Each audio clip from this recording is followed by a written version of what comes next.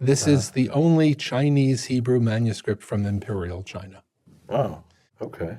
Now what, is this a genealogy? Close. Okay. It's a Yisker book. Oh. And it goes back as many as 13 generations in the case of the Ai clan. When they knew the name in Hebrew, they put it in Hebrew. If they only knew the Chinese, it went in Chinese. So this is very interesting. So explain what a Yisker book is. Tell us who you are. Who I am. Yeah. So I'm David Gilner, and I'm librarian of the Clow Library here in Cincinnati. And I'm director of the four-campus library system of Hebrew Union College Jewish Institute of Religion, libraries in New York, Los Angeles, Jerusalem, and the main scholarly library here in Cincinnati. So, having been at the Hebrew University, you know how the collections can be divided on what's on Har Tzofim and what's down at Ramat Gan and et cetera and so forth. So here, rather than having to get on a bus, you only have to get on an elevator. Okay. Unless it's in the Los Angeles campus, then you've got to fly. Or Well, how does that work? That works that if there's resource in Los Angeles or New York or even Jerusalem that's not here, then depending upon the urgency, we may scan it. And then you get instantaneous almost transmission. Yeah. Or we can put it in an overnight envelope. From Jerusalem? Good luck with that. Jerusalem, the situation in Jerusalem is, well, there may be some resource in Jerusalem that we don't have here. Considering Jerusalem has about 44,000 printed items. And how many do you have here? About 535,000. Okay. So you have more here. You can see that, and in New York we have about 115,000. So what happens if it's the opposite? If somebody in Jerusalem needs a resource that's not here? That's more likely, right? Generally it gets scanned. Oh, okay. Wow. But the nature is this, that the collection in Jerusalem, besides being downtown Jerusalem's favorite public library, we don't have public libraries in Israel. So but what we do at Hebrew Union College, because pretty much anybody comes in, so scholars, yeshiva students, street people, they're all welcome. I don't know about street people. Well, they come in. Okay, all right. So the collections on each campus are geared towards the program of the campus. So in Jerusalem, we've got our students, first-year students in the rabbinic program, in the cantorial program, education program, so they're there. And we have the Israeli rabbinic program, which is a joint program with the Hebrew University. Okay. So, and we have the archaeology program. So what we have in that library is focused to supportive program. I see. Here, besides the rabbinic program, we have a PhD program. And so, for example, all these books here date 1900 to 1966 on ancient Near East. And they're basically a ready reference section for our cuneiform studies room collection, because we have a lot of students studying Akkadian, Sumerian, A lot? Hittite. How many is a lot? I'm curious. 10 or 12. What? That is a lot. Yeah, it is. It is. And so what we try and do is support their needs. Otherwise, what you're looking at here, except for the section that has the doctoral dissertations and the rabbinic theses and such, what we have here is 100,000, I think the technical term in Judaica librarianship is Sfarim. Okay. These are all rabbinica. Okay. So, if you... Wait, so it's 100,000 Sfarim besides the the doctoral dissertations? Or? Yeah, right. Okay, wow. So you can look here, no surprise, the vast majority of these books are in Hebrew. Obviously, there are also books in English and German and French and Spanish and Italian and Hungarian and whatever. So this floor, which is the Library of Congress BM class, is essentially supporting rabbinic studies of one sort or another. It could be Talmud, it could be Midrash, it could be Halacha, it could be any of those things. And on the next floor up, we have collections focused on support of our Bible program.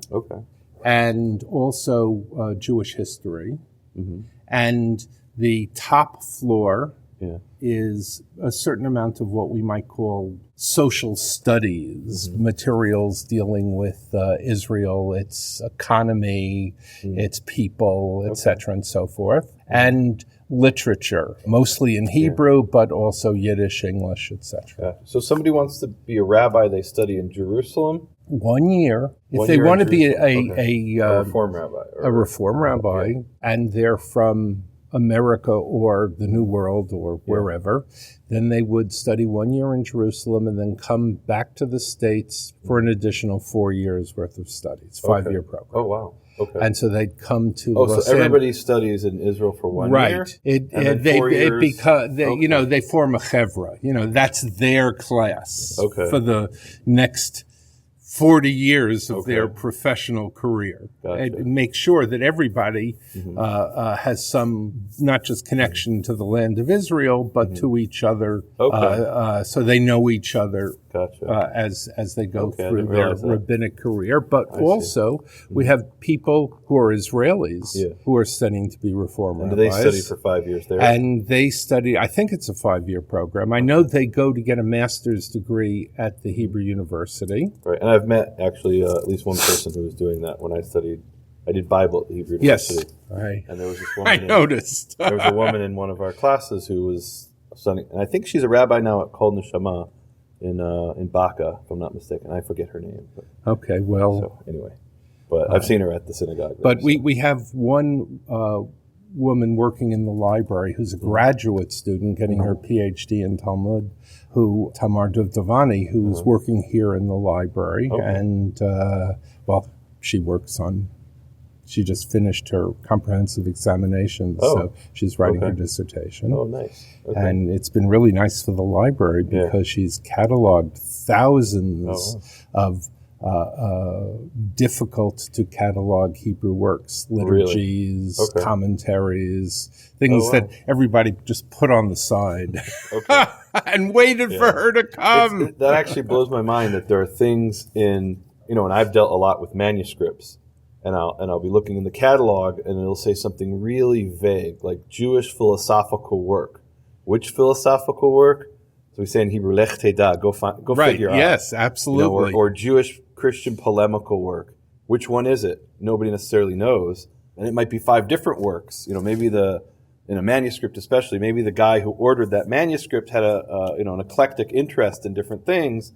And he said to the scribe, give me 5 works on this sort of thing. And there might be 5 different books in one volume. It's unbelievable in the 21st century that there are all these uncatalogued. We're in the information age, but there's all this uncatalogued information that isn't digitized. That's amazing to me. Even if it were digitized. Yeah.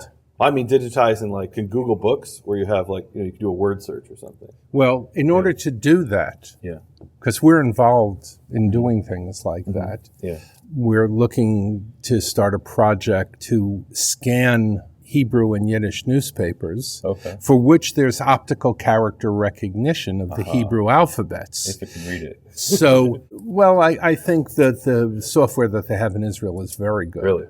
And if you've ever looked at HebrewManuscripts.org, they've tried to do a certain amount of OCR on the manuscripts, but it's very, very hard. You would need hundreds and hundreds of exemplars, and then you would need a knowledgeable person to match them up. And even after you did that, you would need a rare individual who could actually read through it and identify it. Sometimes, it's very hard. That's another point, that you open up but books too. You open up a book and then the first 20 pages are missing and the last 50 pages. And so what book is that? There's no title page and there's no colophon at the end. We just, one of our librarians, Dr. Jordan Finken, is working on something right now where we have an early 16th century printed copy,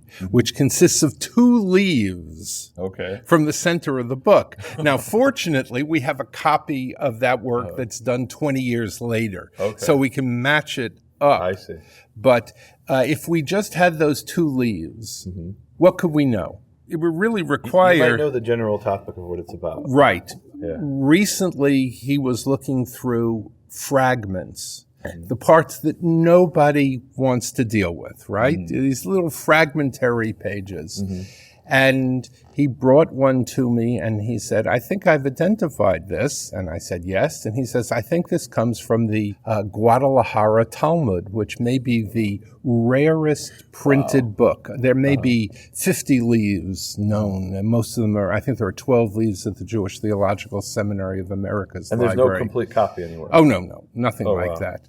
And what century is that from? I think it dates from 1488 in Guadalajara, Spain. It's one of the Iberian Peninsula Hebrew incunabula. An incunabula is a book printed before 1501. Wow. So which are pretty rare. They're pretty rare. When was the Gutenberg Bible? The Gutenberg Bible is dated to roughly 1455. Okay, so this is roughly the first 50 years of printing. Right. And there's a Talmud from Guadalajara, and maybe 50 pages are left in the world, or 50 leaves, right. Which is 100 pages. And we went to reference books that have examples, and we compared, and we found a snippet 3 inches by 1 inch. Like the size of a credit card. Yes. Which had Rashi's commentary on it. Okay, which is on the side of the page of the Talmud. And then we pushed a little further, and he found a snippet maybe 6 inches by 4 inches. Yeah. And we could easily identify it as from Masechet Yoma, dealing with the Day of Atonement. And on one side was the Mishnah, long Mishnah, describing what went on. And on the flip side was the Gemara that commented on that. Wow. And then we kept looking and looking and looking, and we found an Israeli scholar who said, and Hebrew Union College has... a leaf. I didn't even know we had. So someone had identified this. Somebody had beforehand gone through and checked this out years and years ago. Oh, wow. But the information had not been passed on. Oh, wow. Because it's passed on in that sense orally. The previous director, who had been first librarian and then director of all 4 libraries, Professor Herbert Zaffron, who'd been here for 50 years. Yeah. Didn't pass it on to me. Okay. Wow. And sometimes I will show you a scroll downstairs that is a Samaritan book of Deuteronomy. Yeah. That I knew of 60 Samaritan manuscripts that we had. And we've had them cataloged by Benjamin Tzedakah, the Samaritan community. I just did an interview with him in Israel, in Kiryat Luza. Aha. Okay. Or maybe that was his son by the same name. It might be. I think there's more than one person. Well, he worked on the catalog for many years. Okay. And then while we were moving in 2008, while we were moving rare books back here after a renovation project, I saw something that was wrapped in oak tag. And I said, wrapped in what? In oak tag. The poster board that people use to make posters and to write on. And it was wrapped in that. Okay. It was wrapped in that. And I said, that's terrible. That could be an acidic board. Okay. And I unrolled it, and I will show you what we found. Okay. A most amazing discovery. Yeah. And so you say, but how do these things happen? How do you not know? How does something suddenly appear? And yet hardly a year goes by when some musicologist working in Vienna doesn't open a box or an old book, and out comes a sheaf of music line staff paper, and they look at it and they say, this was done by Mozart. So a lost work of Mozart is found. And I mean, it may not be anything that's labeled significant, but it still, was not otherwise known. Yeah. What excites me is that we're in, 2016, and there's still room to find new stuff. That's unbelievable. New old stuff. Just tell that to the discoverers of the texts in the Judean desert. Right. Well, I just read actually the other day that the Israel Antiquities Authority is going back to excavate caves, and this is nearly 10 years after they said there's nothing left. And all the caves have been checked, and there's nothing left to be found. Well, so that's the best time to go. Right. Well, what was happening is people were going to plunder the caves, basically antiquities thieves. And at some point somebody said, look, we've got to get this before the antiquities thieves, not to mention they're damaging and destroying stuff when they're plundering caves, and we can do it more systematically and carefully. So yes. Yeah. So all right. Here's something that you may never have seen. Yes. This is a Israelite Samaritan mezuzah. Okay. Yeah. And rather than having a pre-assigned verse that they would use or series of verses like Jews do, they pick what they consider to be a positive verse. And this is interesting because besides being written in Paleo-Hebrew, it reveals one of the textual differences between the Samaritan version of the Torah and the Masoretic version of the Torah. In the Masoretic version of the Torah, this verse would read, Adonai ish milchama Adonai shemo. God, or the Lord, is a warrior, ish milchama. His name is the Lord. However you wish to pronounce the tetragram. And for the listeners, it says here Yud He Vav He in the Samaritan script twice. Okay. Right. That's from Exodus 15. Right. But the Samaritans, throughout their Torah, well, let's say their view is that the whoever the authors of the Masoretic text is changed the Torah, and the people who cling tight to the Masoretic text view them as having changed it. So in any case, their text reads Adonai Gibor b'milchama Adonai Shemo, though they in fact pronounce the tetragram just as Jews will say Hashem. They use the pronunciation Shema in Aramaic, same thing. So there reads Adonai Gibor b'milchama. God is a hero in battle, a mighty one in battle, and the Masoretic text critics see this as a later change made by a group that did not want to associate ish, person, directly with the name of God. So ish literally says Yud He Vav He is a man of war, that in the Masoretic text, and they changed it to Yud He Vav He is a mighty one in war. Right. And so this was a way that, in other words, they didn't want God to be anthropomorphized as a man. And could this have been a response to early Christianity?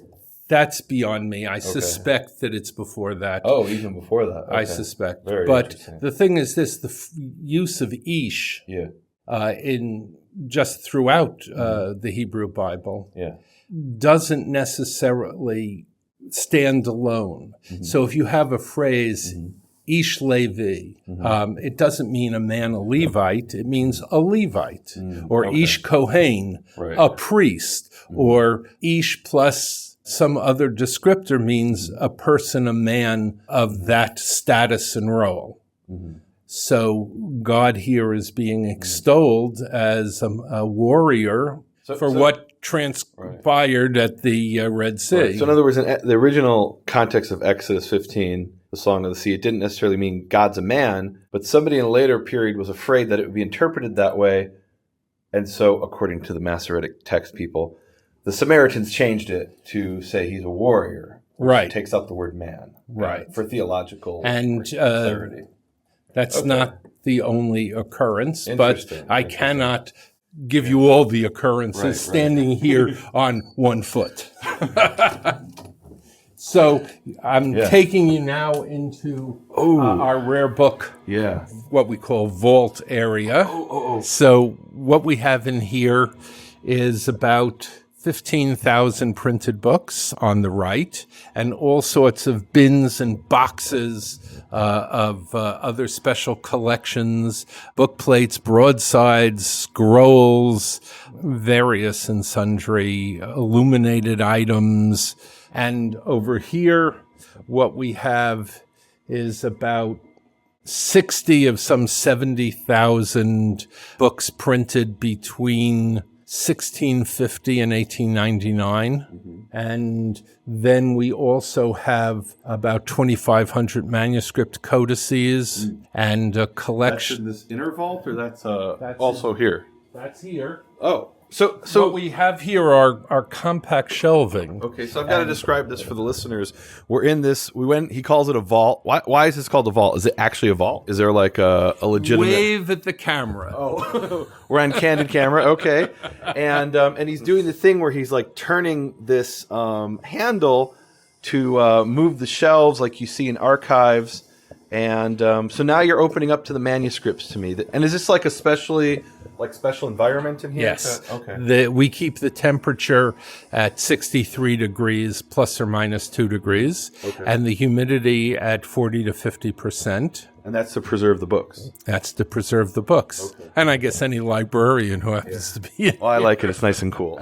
And even though there is a sprinkler system, we decided that we would go with a sprinkler system rather than a gas system because it's possible in a room this size, if the gas went off, someone could not make it to the door. The gas isn't poisonous, but it displaces the oxygen. Okay. So we decided we'd go with a sprinkler system that has no water in it. There's no water in it. What comes out of the sprinkler system? Water. But there's no water in it now, so that there can't be an accident. Okay.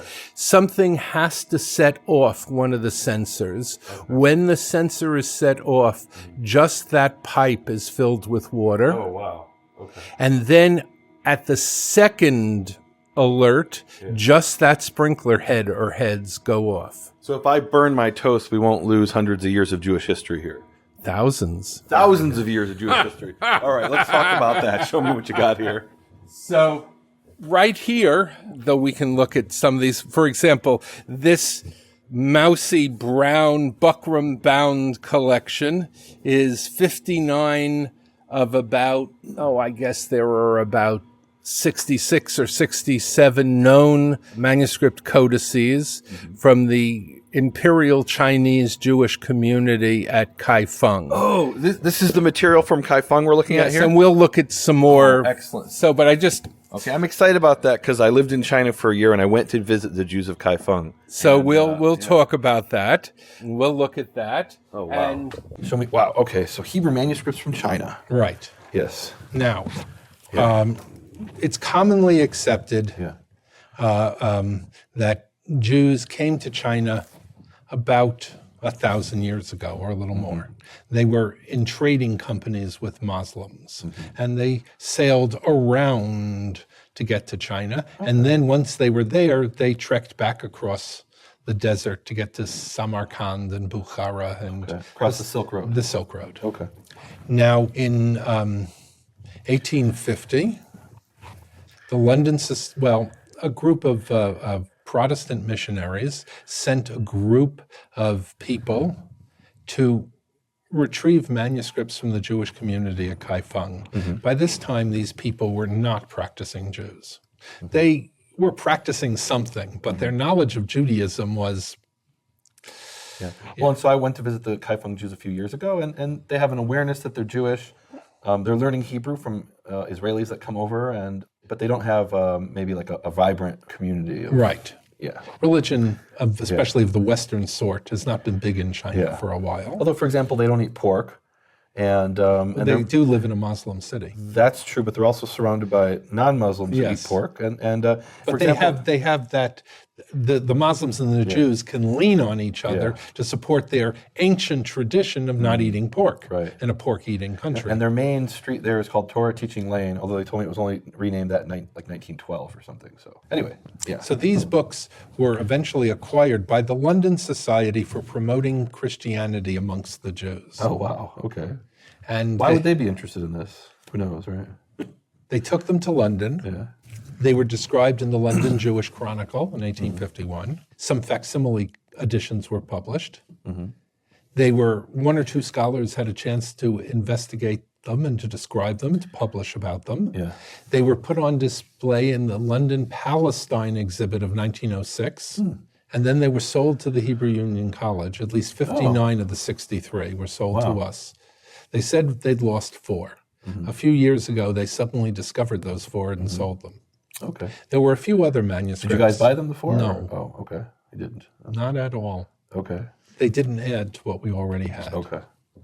And we were collectively not happy with them because they should have given them to us. Okay. Because we were quoted $5,000 for the whole collection.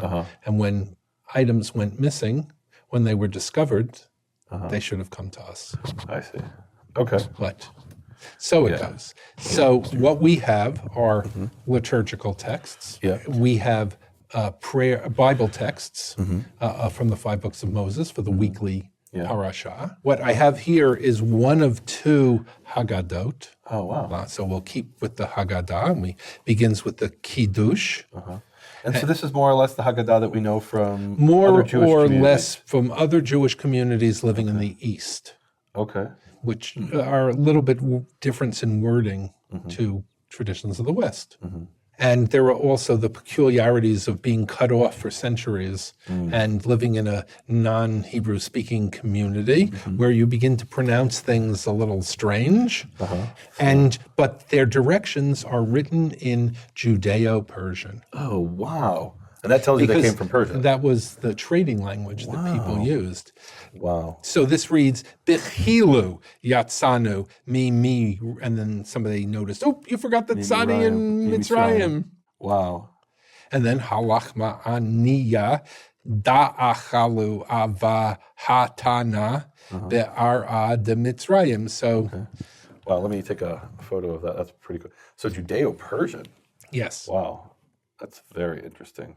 So this has actually been published in a scholarly edition and in the Diskin Haggadah facsimile series. So we can all find Chinese Haggadahs. And the one that I'm going to show you now is truly unique, unlike how unique is used in America to mean special. This is the only Chinese Hebrew manuscript from Imperial China. Wow. Okay. Now what? Is this a genealogy? Close. Okay. It's a Yisker book. Oh. And it goes back as many as 13 generations in the case of the Ai clan. When they knew the name in Hebrew, they put it in Hebrew. If they only knew the Chinese, it went in Chinese. So this is very interesting. So explain what a Yisker book is to the audience. It's a memorial book remembering one's ancestors, which is certainly important for both Jews and Chinese. So this is a Jewish tradition where you say a prayer for, I guess, for the dead person. Right. And this goes back, you said 13 generations for one family? From 1666, back 13 generations, and here's the Yisker prayer. Oh, wow. That they should be gathered up with the righteous and holy, with Abraham, Isaac, Jacob, Moses, Aaron, Elijah, and Elisha, underneath the tree of life, which they've spelled defectively, in the Garden of Eden, and also the women. That's funny. And now what we have is an interesting And the women's phrase. names aren't listed. Nur ki bat Adam, Penina ki bat Adam, Miriam ki bat Adam, and bat Adam means they were Chinese women. Oh. And they're called the daughters of Adam. Right. Oh. And I think So they married Chinese women. right. Interesting. And sometimes instead of saying the name of the woman, it just reads Jinshe, a woman. Oh, wow. Where, you mean in Chinese? And in Hebrew. It says Jinshe in Hebrew? Yes, Jinshe bat Avram. Oh, wow. Jinshe Bat Avram. That is cool. All right. That is very interesting. Oh, that's so interesting. Or Leah ki bat Ephraim. Jinshe bat so-and-so. Not necessarily Abat Adam, and Kibat Adam. So, and of course, there has to be a Yizkor prayer for the women. They too are in the Garden of Eden, I guess on the other side of a separate barrier, Mechitza. And here the Tzadikim and Chasidim are Sarah, Rivka, Rachel, Leah, and then Moses' three women relatives, Yocheved, Miriam, and Sipporah. And here they might manage to spell Chaim with the mem. And Gan Eden. And then there is, of course, the pasuk, that you have to tie the whole thing, just like Melech Shlomo said. And then it goes through, and there's and here someone writes, Hodu Ladonai ki tov ki liolam, and then someone says, you forgot Chasdo, and put it in the margin. That's very cool. Kulchem Baruchem Baruch Adonai liolam amen v'amen chazak, end of the book. Wow, that is cool. All right. Okay. Very cool. Yeah, we need one more photo. Okay. All right, next. And one of the things I gave you was a facsimile of the 4 questions from this Haggadah. Here in Wait a minute. This is the material from the Cairo Genizah in these cardboard boxes? well, what happens is this. This isn't, what does the box say on it? It says acid-free. It's a special box. It's a special box. So this isn't like a recycled cardboard box you pulled out of the dumpster. No. It's a special box. It's a special archival box. Okay. And in it we have archival envelopes. Oh, wow. And then each fragment's in its own envelope? And each fragment is in its own envelope with some description. Okay. And it's a small collection. Okay. How many fragments from the Genizah do you have? Only 150. So compared to, say, 250,000. So how did you get here? And this is one of the things that really fascinated me. We're here in the heart of, and I hate to say it, the Rust Belt. But at one time, this was the industrial center. This was the Queen City of the West. It was actually in one of the major industrial centers of the world, Cincinnati, Ohio. And how did you get to have, first of all, the flagship seminary of the Reform movement, Hebrew Union College, certainly in the New World, and fragments from the Cairo Genizah? How did those get to be here in Cincinnati? Well, the library got to be here because it was a major Jewish community in the 1870s. And Isaac Mayer Wise, who was a rabbi here, was also a leader of what was then effectively American Jewry. So this was a major center of American Jewry in the 1870s. Right. Okay. And he was very taken with the especially classics collection at the University of Cincinnati. Okay. And Cincinnati looked like a really good place to have the seminary, good community support, and he wanted his school to be close to a good research library. And so he got a group of lay people together in 1873 to form the Union of American Hebrew Congregations and got them to found the Hebrew Union College in 1875. Okay. And the college started off in a building not far from the banks of the river. And because of that, each evening, the janitor took the library books and put them into 2 metal trunks to stop the wharf rats from gnawing on the leather bindings of the books. How do you keep the wharf rats out of the this room? Well, we keep it far from the Ohio River. But do you have issues of like bugs and things and maggots and things? We won't mention other people who have apparently had such problems in the past. I've been to libraries where I opened up a book and I could see the line, like the trail of the maggots eating through the leather. You can see that in some of these books because until they came to be in this sort of controlled environment, that could be their fate. And sometimes the fate can be worse, as I'll show you in that Samaritan scroll. Yeah. But so what we have here are manuscripts. All of these are manuscripts. All of these are manuscripts. All of these are manuscripts until we get to, in fact, some of these are the only known copies of some manuscripts. This is a manuscript copy of commentary by Emmanuel of Rome on Ecclesiastes, Proverbs, and Song of Songs. And I can't remember which of them If I opened it up, it might say, Okay. And so, which is unique. This may be the only known copy in the world. of one of those commentaries. Yes. Okay. And so I just want to describe here for the audience who's listening. So we have a book here, and the cover of the book looks like a modern cover. That's not the original cover No. of the book. But we open it up, and it's written. Is this written on vellum or parchment? Yes. So it's been rebound. Oh, yes. It has Okay. been rebound. And it's in incredible condition, I have to say. It's a beautiful. What year was this manuscript written approximately? I'll have to look. So there's a little card here that has information on it. It's dated to have been done in Rome in 1401. Wow. I would assume there's some sort of colophon. The only known copy of Emmanuel's unpublished commentary on Ecclesiastes, and contains a complete copy of his partially published commentary on Song of Songs. So if you're a Jewish doctoral student out there, or a Hebrew doctoral student who wants to publish something that's never been published, maybe they'll let you publish this. I don't know. Would you guys let somebody publish this unpublished document? If they knew what they were doing. Okay. All right. Now, Very you cool. might say, now, how did you get such a thing? Yeah, how did you get this manuscript? You're not in Italy. How does a manuscript get from Italy to Cincinnati? That's the fascinating thing. Professor Zaffron was walking along the banks of the Seine in Paris, where they have the sellers of used books in those carts and display areas. Yeah. And he was casually walking through and casually picked up a manuscript and casually looked through it and casually put it down.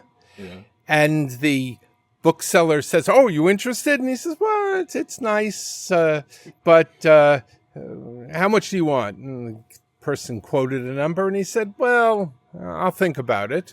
And he went back to his hotel room, and I'm sure had a glass of sparkling water and said, "I can't believe what I just found." But he was afraid that if he showed any excitement, the price would go up 10 or 100 times. Because the bookseller didn't realize what he had. No. Okay. So the next day, he went back before going to the airport Yeah. and bought, I think, another book from the bookseller, and then said, "I've been thinking, and it's not such an unreasonable price that you ask," and bought this from the bookseller. This manuscript that's only known in this one copy of one of these commentaries from 1401. Wow. So given that he was in Paris, we can say he had a sang-froid, the cold-bloodedness that I could never had. He was a master negotiator, apparently. He certainly was a talent Wow. I do not have. Wow. So that's why our library of this material was built up in the teens and 20s by Of the 1900s, right, the 20th by Dr. Adolf Oko, who acquired most of these works. And just for the listeners who might be surprised that the guy's name is Adolf, that was a Jewish name back then, right? It was a good German name, and Jews had it. Wow. Okay.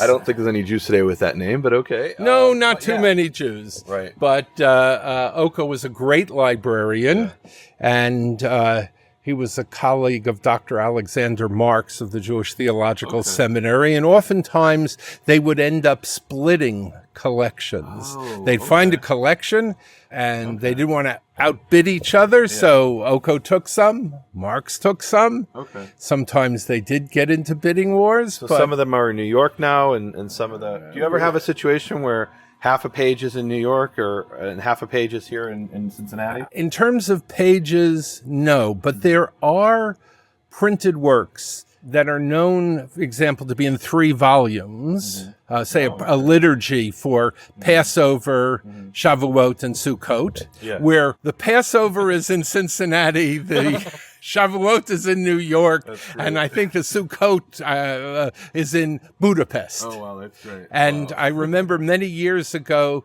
these 3 volumes came together at a Judaica show at the New York Public Library. Okay. That's very cool. And I know, like, for example, in the Genizah, there's a website where they have a puzzle feature where you can take fragments and try to fit them together. And people have found fragments in Cambridge that fit to a fragment in New York. And Oh, yes. We like to call this "Where's Waldo?" Oh, where's Waldo? Okay, but it's amazing because you know they're literally fitting together pieces that were obviously at one time together and ended up in different libraries. So how did you guys get the here in Cincinnati the Genizah fragments? We don't have an official story. Ah, okay, interesting. As I mentioned to you, sometimes Solomon Schechter discovered the Cairo Genizah. Well, no, actually, two British gentle ladies discovered the Cairo Genizah. Okay, so he pillaged the Cairo Genizahs, or no comment. Purchased things from the Cairo Genizah. Okay. The same way that the London missionaries purchased things from the Kaifeng synagogue. Okay. Or, for example, today we have manuscripts of the Dead Sea Scrolls, which begin with the designation XQ, which means we don't know what cave they came from Qumran, and we're not admitting they came from Qumran. Well, yeah. All right. If I'm not mistaken... So there's no official story of how you got the Genizah No, fragments. there's no official story. When do they first appear in the library? In the 1930s. In the 1930s, okay. And So I all can use my scholarly imagination. libraries are filled with material for which there is no official story. Okay, gotcha. We can only guess. Right. Well, and we can use our imagination of things that were going on in Europe in the 1930s that might have helped them get here. So we don't know. But okay. Right. Okay. And when Very we do know, interesting. sometimes we don't talk about such things. So one of the really tragic things that I learned about in my studies is the Jewish Theological Seminary of Breslau, which at one time was the center of Jewish learning, academic Jewish learning in the world, and it was burned on Kristallnacht. And we have hundreds of manuscripts that survived that are in Jerusalem now, but maybe thousands were lost. We don't know. Well, it's a very sad thing, and we were very fortunate. Maybe the world was very fortunate that when Rabbi Wise started Hebrew Union College, the chancellor in Breslau decided that he would help out this new spark of Torah in the New World. And sent all sorts of offprints and publications from Breslau to Cincinnati. And now, when you look in the German National Bibliography or online catalogs and you find works that were listed but were destroyed during the war, one way or the other, oftentimes where you can find them is right where we stand. Right here in Cincinnati in this fall. Yes. Wow, that's incredible. That's absolutely amazing. Wow. So it was far-sighted. Oh, wait, I just have to stop here. Okay. So the Talmud Steinsaltz edition. So my brother-in-law, Raphael Freeman, who also is an episode of Hebrew Voices, Adventures in Hebrew Typesetting, he is the typesetter here. I don't know if his name appears as the typesetter, but he's not listed These here. are all editors. But we all know the value of the typesetter. Yeah. All right. Because in the most famous Vilna Ram edition, there are all sorts of little typesetting mistakes. Okay. And therefore, all sorts of novellae, chidushim, brilliant commentaries that are based nothing but on the printer's missetting of a letter of type. Wow. If you go back to the Bomberg edition, and you find what it should have said. Okay. And look, you could say today in the digital age it isn't important, but it's just as important. You could have, typesetting mistakes today as well. It happens. And it's only 10 years old, so... And I should have remembered that. Well, that's okay. So actually with the That's why I Genizah... remembered something With the about Genizah fragments, they were apparently acquired in 1928. Apparently. That's what we think. What happens is your coming provoked us to bother to check the records. Of what now? Of the Genizah fragments, when they which were- I did not know when they came. Yeah, and this was in the file, and I must. Wait, so here's a handwritten document. Well, of course, a handwritten Right. document. Well, okay, no, but here's a And printed whose handwriting email. is this? Is this? And so what does it say here? When the... Something identified as the blue Genizah fragments, the Blau Genizah fragments, And were, we think, acquired in 1928. Okay. They were originally numbered 1085 to 1089, but now they're numbered 1127 to 1310. And some of them have ACC numbers. So what happens is that generations of librarians and others like to come in and renumber things so that Create a headache for the rest of us hardly know what's going on. That's funny. I was looking at a Genizah fragment recently, and or it was referenced in a book, and I wanted to look it up, and I ended up writing to Cambridge, and they said, "Oh, that's really this other designation." I said, "So, absolutely. For future reference, how would I know that?" And they said, "Oh no, you couldn't know." Oh no, that. the Cambridge Genizah fragment published volumes have lists of those. Right. So he ended up sending me a PDF where you could look these things up. Was that Stephen Reif who you were? I don't remember. It was whoever answers the emails at the Cambridge website. Oh, probably not Professor Reif. I don't know. But okay, so that gives us okay. So I know it sounds like we should know all of these things. Okay. But in truth, we all come on the scene and we rely on the type of thing that I sent you, a previously published description. Yeah. And then there were things like we were not allowed to talk about. Okay. So, for example, Yeah. if you would have asked me between 1980 between 1970, I wasn't here then, but if you would have asked the Hebrew Union College Library between 1970 and 1992, whether what you're looking at existed, the answer would have been given in the voice of Sergeant Schultz from, remember Sergeant Schultz on Hogan's Heroes? Oh, I think that's before my time. Okay. What did he say? I know nothing. We knew nothing about these And so tell the listeners that what were are in a these? wooden box with each one of them in a glassine envelope. And what are they? These are 1,400 photographic plates of the Dead Sea Scrolls. Oh, wow. A safety copy, an insurance copy, Okay. one here and one at Oxford, but to be denied. Okay. In case some fearful day happened and the shrine of the book was destroyed. Right. Okay. And eventually, in the 1980s, on this 132-column computer paper that we don't see anymore, Oh, yeah. came an inventory of what we had and what we didn't have. So these are photographs. These are the photographs that were published, what was it, 92? They were published in 93. Okay. First by Herschel Shanks, and then eventually by the actual people connected with the Dead Sea Scrolls.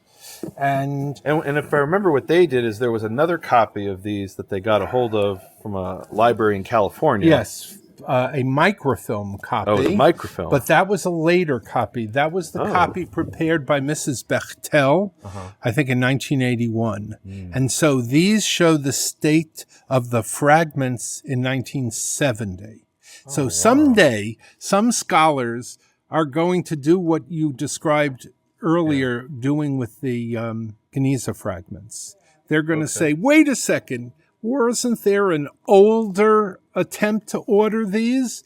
Let's go back to the earliest, because in some of these cases... Wait a minute. Hold on a second. Between 1970 and 1981, fragments were moved around. Not just moved around, they blackened and they So deteriorated. This is an So you earlier... have here, have these been published? These photographs? Or are you not answering that question? Or? What has been published by the official people in charge of publishing.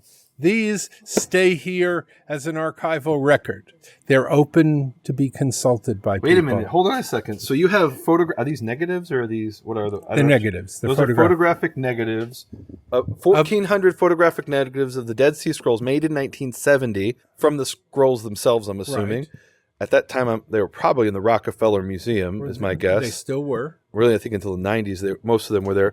And so these are original photographic negatives that exist in one other place as a backup. No, they're probably the backup copies are here, and I hear also at Oxford. Okay. And there were copies that were circulated amongst the scholars who were working on it. So where are the originals? And I'm sure that Professor Strugnell had copies. since he was busy working. But you guys haven't published these that you can tell me. We assume that they're otherwise published in Dead Sea Scroll publications, since all the scrolls have been published. And I know that, but the scrolls being published and these specific photographs being published aren't necessarily the same thing. In other words, there might be a certain scroll that was published in 1991 based off of a photograph that was made in 91.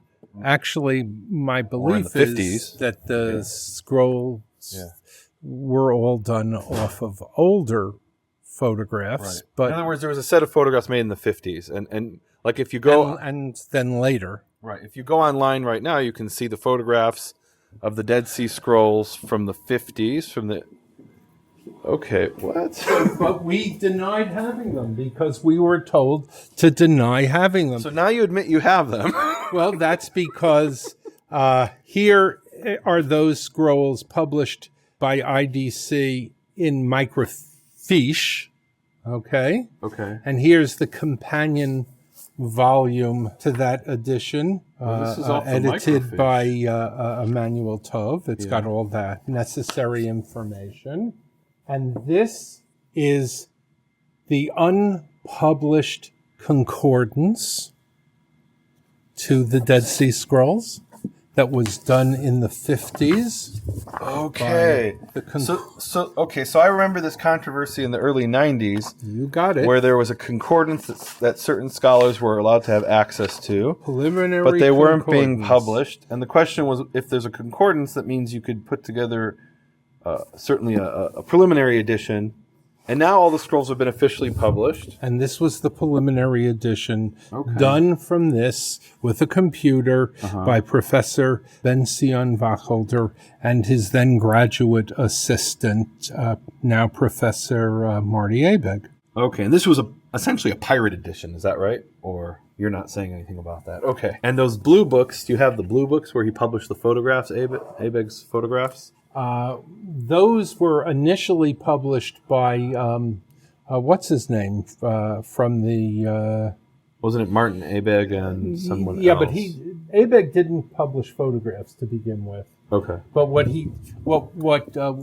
his name? Oh, and Herschel Shanks. Shanks. And Shanks got sued by Alicia Qimron, which for one day publishing the Mixat Maseh HaTorah. right, which one day I'll do an episode on. It's a fascinating story.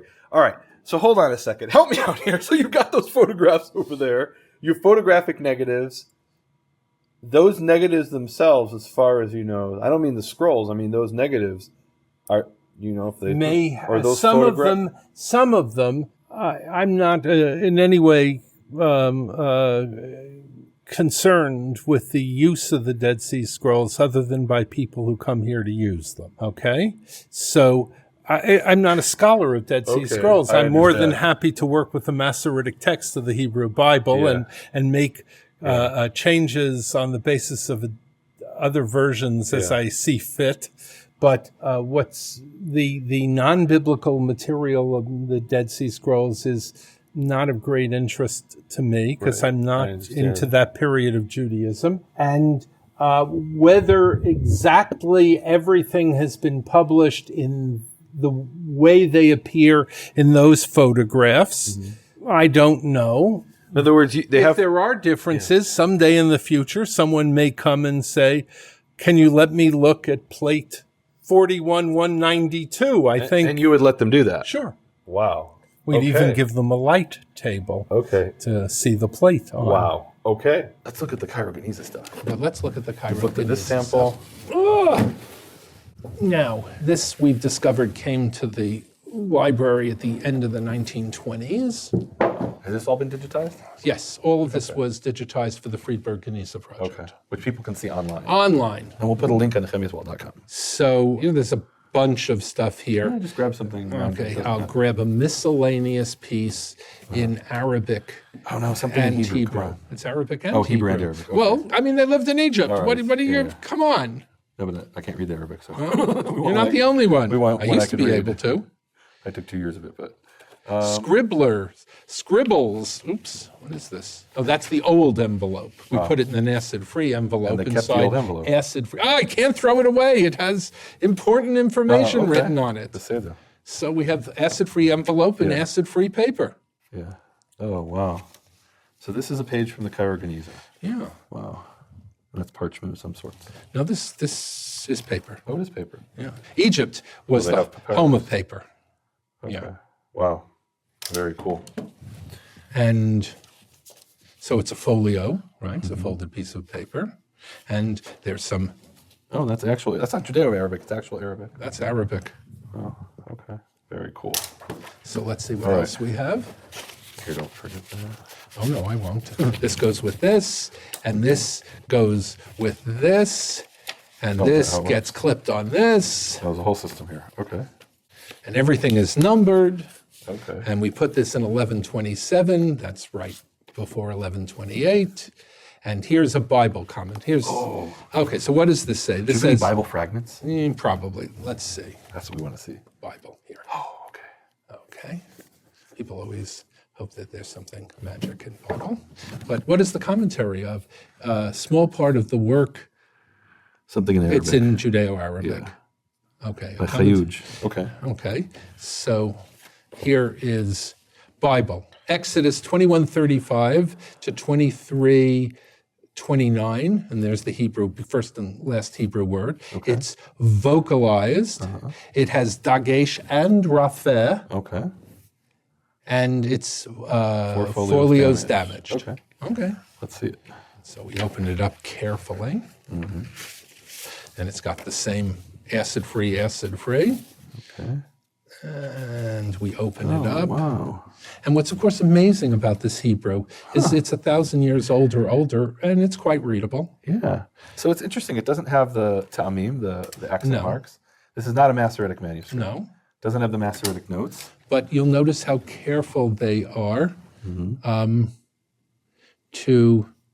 I'm just looking for, they put in marks, rafeh marks for various purposes.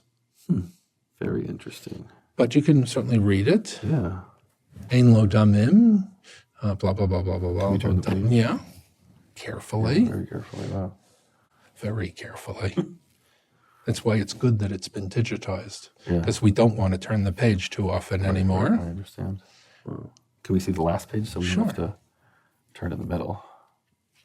But it's, Oh, wait a minute. lo tiyeh mechasheva fa. This is from Leviticus. This is not from from Exodus, unless I'm wrong. I could be wrong about that. I think this is from the end of the. Is this You from could the be right. It could be end of from the Exodus. covenant code? Yeah. So it's Exodus 23 or so. I'm just curious to see how they wrote Yud He Vav He, if you find an example of that. If we turn the other page. This is from the one section of Exodus where that name doesn't appear. I was going to say it's a problem with the covenant code. Oh, no, here we go. This is interesting. Okay, these are the three. Very interesting. The drei Yuden, the three Yuds. You find this throughout Oriental manuscripts. Very interesting. You find this in Chinese manuscripts. The Yeah, Chinese I did Hebrew see that in the other one. manuscripts I saw use the that. three Yuds. Although today they Sometimes use the one Yud on top of two Yuds. Wow. Sometimes- Today they use Hashem. Hey, Daled. In China, I'm talking about. They use the Hashem. okay.